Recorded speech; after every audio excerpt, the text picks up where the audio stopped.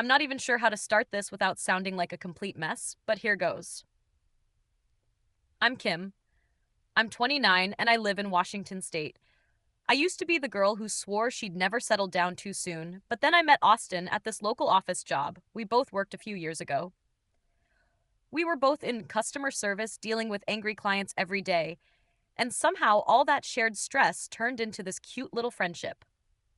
We'd grab coffee on breaks, laugh about the bizarre calls we got, and before long we realized we were showing up early just to hang out with each other before our shift started. It was fast, I guess, but everything felt easy in the beginning.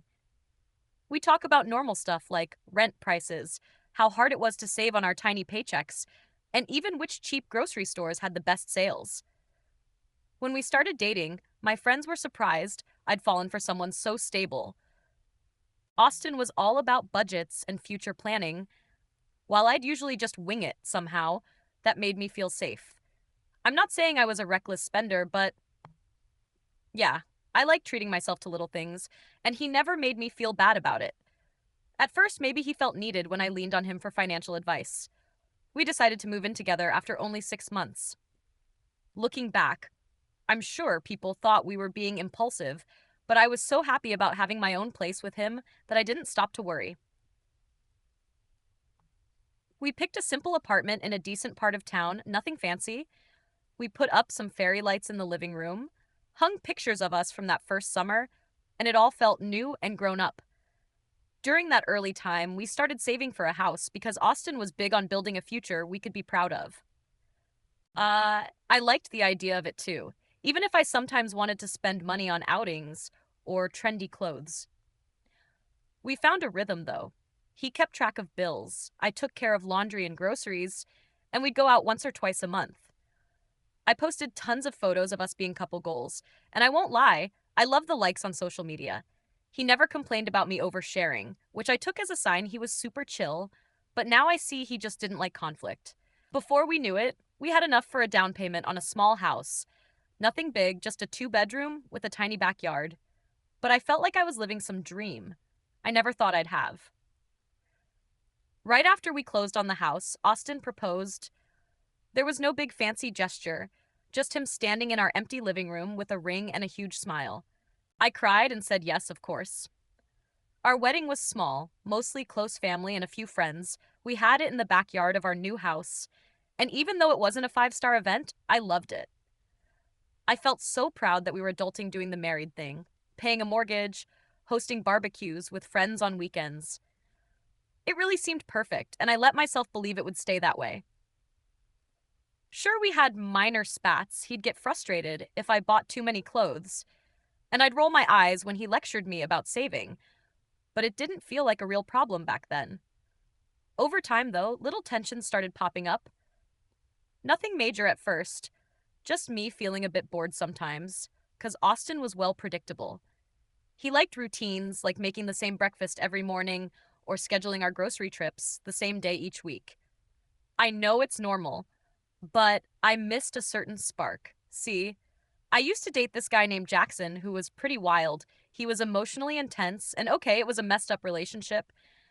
He never hit me or anything, but he knew how to twist my words and make me feel guilty all the time. My friends hated him for how he treated me, and even I knew it was toxic, but the weird truth is, part of me missed the thrill of it. I know that sounds ridiculous, but you sometimes crave the things that gave you those insane highs. I thought marrying Austin meant I was done with that chapter of my life.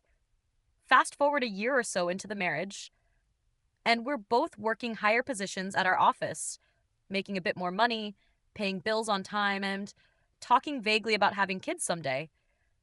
Austin was big on planning. He'd say stuff like, "We should try to have a decent savings before starting a family."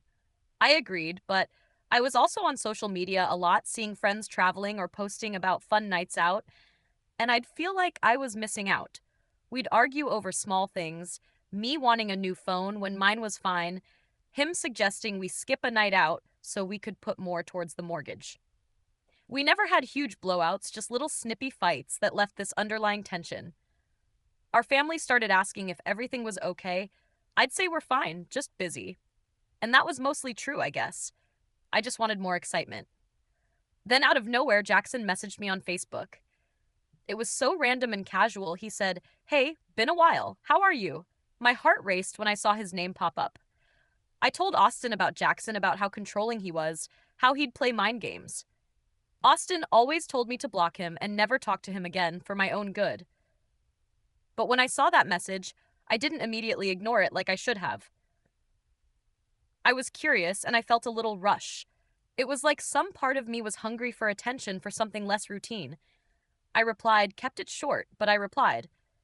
He told me he was doing okay, asked if I was still with that stable guy, which was a dig at Austin. I should have been offended, but part of me was flattered that he even remembered me enough to care.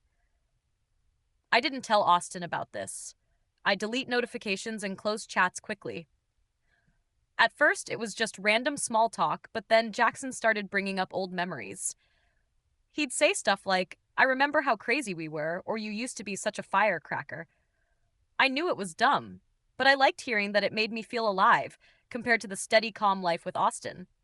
Then he started flirting, complimenting my pictures, asking if I missed our late night drives. I didn't exactly shut him down. I justified it in my head. It's just online.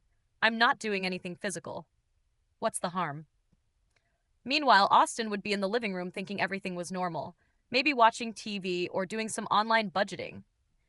The more I talked to Jackson, the more I realized I was hiding something big.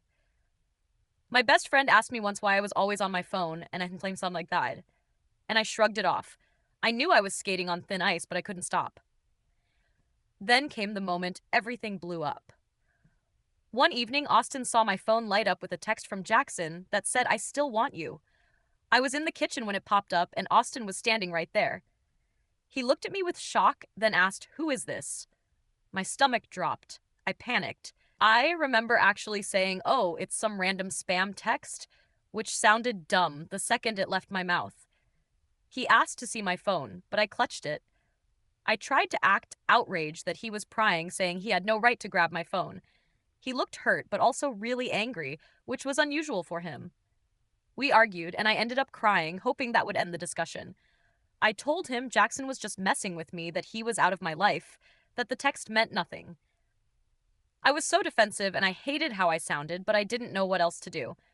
That night, I tried to smooth things over by being extra affectionate, hoping he'd calm down. Maybe it was manipulative. I don't know. Actually, I do know it was manipulative, but I needed him to drop it.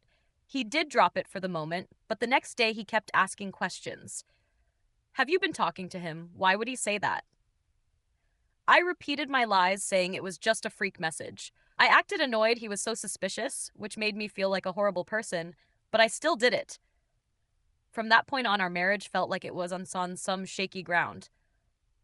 Austin was more observant, checking in on me randomly, wanting to see my phone.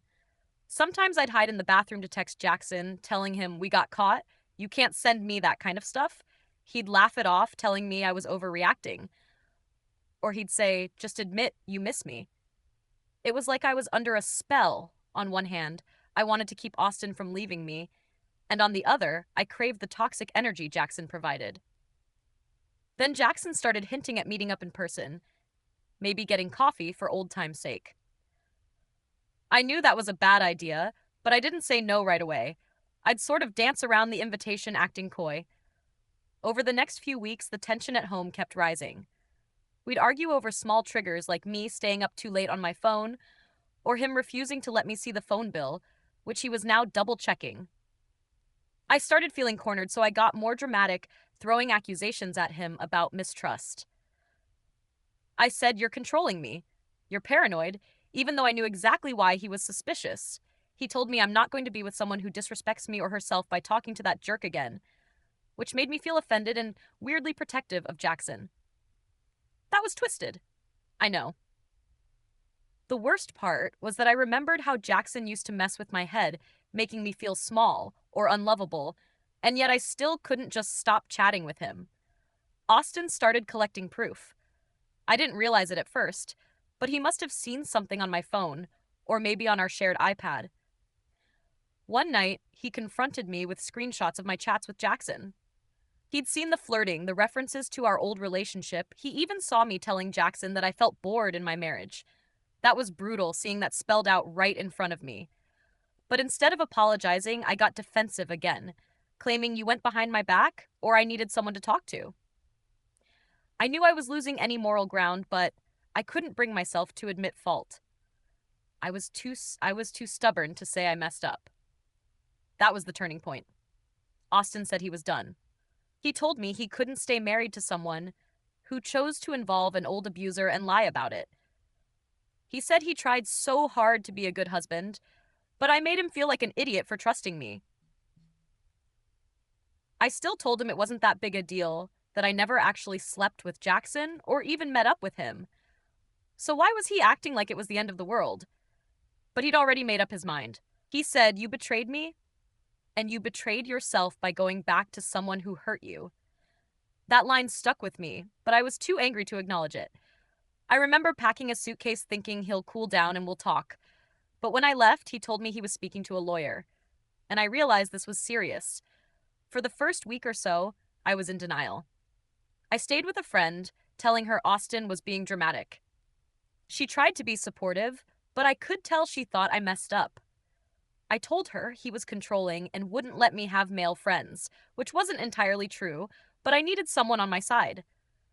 We started the divorce process, and I felt this numbness like everything was happening too fast. My family reached out asking what happened, and I blamed him for overreacting. Nobody really bought it, but they didn't push too hard. Eventually, we signed papers. The entire time, he looked so disappointed in me, and I hated that look. I felt like he was taking away my stability over a text that I tried to downplay, but I knew deep down it was more than just a text. Right after the divorce was finalized, I ended up meeting Jackson in person. I guess a part of me thought, well, if I lost my marriage for this, I might as well see if it's worth it. We got coffee at this small cafe, and I felt butterflies again. The same messed up kind that pulled me toward him in the first place. At first, it was exciting, like I'd reclaimed some freedom. I posted photos on social media of me going out laughing, showing people I was fine, living in my best life. Jackson and I even started hooking up again, and for a hot minute, it was thrilling. I'd ignore the old red flags, thinking I was more mature now and wouldn't fall for his manipulations. But within weeks, he started slipping back into old habits. He'd make passive-aggressive comments, question everything I did, and treat me like I was at his beck and call. It was like déjà vu, but I kept telling myself I was just being paranoid. It didn't last even 2 full months before we had an ugly fight about something stupid. He was mad. I posted a picture with my friend who's a guy. He threw every insecurity I'd told him in my face, calling me untrustworthy, saying I was the one who ruined my marriage. I realized that maybe he was right. I had lied, I had ruined my marriage, but he was also toxic as ever. I left his place that night, feeling a weird mix of shame and anger. I knew I messed up by giving up my stable life with Austin for this. I can't even describe the regret, but at the same time, I refused to tell people I was wrong. I put on a happy face online, acting like I was single and proud, taking selfies and making my life look busy and fun. Friends who knew me well could see through it. They'd try to get me to open up, but I'd just shrug and say, I'm good. I'm just moving on. Deep down, I missed Austin's steady presence. I missed the security of our home, the way he'd bring me coffee in the mornings, or how he'd always lock the door at night after I forgot. But I never told him that. I figured he'd moved on, or at least didn't want to hear my sob story. Sometimes I'd find myself scrolling through old pictures of us on my phone, but I'd stop because it made me feel hollow. My pride wouldn't let me call him. It was easier to pretend I was happier this way. Looking back, I see that I threw away a good thing because I was bored and wanted attention. People ask me if I regret it, and I say I regret how it ended. But if they push, I still blame him for not hearing me out. In my mind, I tell myself if Austin had been a bit more flexible or a little less judgmental about that dumb text, maybe we could have worked through it. But I know logically, I brought the ex back into my life. I lied about it, and I didn't even try to fix things when Austin gave me the chance. It's just easier to avoid the heavy guilt by blaming circumstances. Now I live in a smaller apartment by myself. I pay my own bills, which isn't easy, but I manage. I post on social media about how great it is to be independent, how I'm rediscovering myself. Sometimes I'll meet guys on dating apps, but I haven't felt that real connection again. I keep thinking about how stable Austin was, how he looked at me like I was his world. I took that for granted. Maybe a part of me is hoping he'll reach out one day, but I'm too stubborn to do it myself. I'll never admit that openly, though. But on the surface, I'm that woman who's moved on, who's living her best life. Underneath, I know I messed up big time. I still see Austin sometimes on my feed because we share some mutual friends. He seems to be doing okay from what I can tell. He got a promotion, and there was a picture of him at a barbecue, laughing with friends. It stings in a way I didn't expect, but I brush it off and tell myself it's good. He's happy. I don't want him to be miserable. I just wish it didn't feel like I lost something solid for something so fleeting. I try not to dwell on it too much, but it creeps up on when I'm alone late at night staring at my phone with no new messages coming in. Anyway, that's how I ended up divorced. I never thought I'd be the kind of woman who'd let an ex ruin her marriage, especially one who had a history of messing with my mind. But I guess I let my ego and my craving for attention get the best of me. It's still surreal to think about how quickly everything unraveled once that text popped up. Sometimes I wonder if we could have fixed it if I'd just been honest and cut Jackson off right away. But I didn't do that, and here I am. People might say I got what I deserved, and maybe they're right. But I still think Austin could have tried harder. That's the little lie I tell myself to sleep better at night. I'm not about to change my narrative now, though. Whenever friends ask, I sum it up as it just didn't work out. He was too controlling. They usually nod and move on. Only my close circle knows the full story, and even they don't get every detail of how I lied and manipulated. I don't like painting myself as the villain, so I leave out certain parts. But in those quiet moments, I'm hit with the reality that I threw away something good for an old pattern I should have known better than to revisit. That's it, really. I'm just doing my best to keep going. I might keep telling the world I'm fine, that I'm free now. Inside, though, I feel this heavy regret, even if I hate to say it out loud. You never realize how much you can screw up your own life until it's too late to fix it. And trust me, it's pretty tough to admit you blew up your marriage for a guy who once convinced you that you couldn't do better, then turned around and did the same exact crap to you again. But here I am telling you this story like it's a funny confession when really it's my biggest regret.